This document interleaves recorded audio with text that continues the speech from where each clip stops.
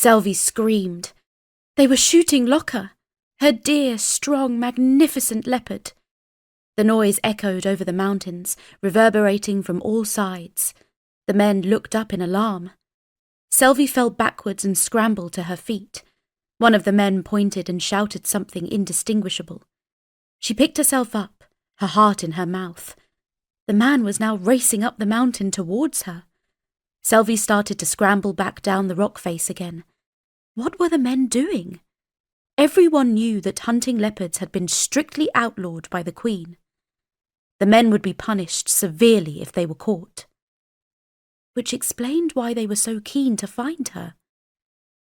Before the men reached the summit, Selvi had made it to the ground, dropping onto a patch of striking purple banana flowers. She thundered down the slopes, anklets jingling as her feet raced through scratchy ferns. But what about Lokka? Could he have been injured?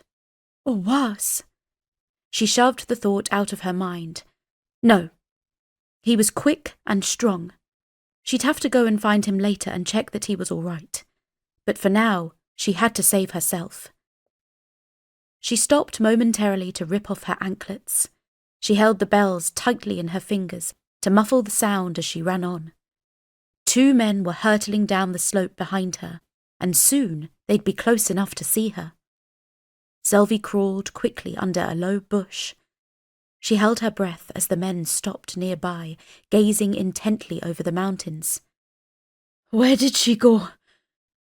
said the large man, panting. The other one peered over the slopes to the valley below. "She couldn't have got very far. We'll find her."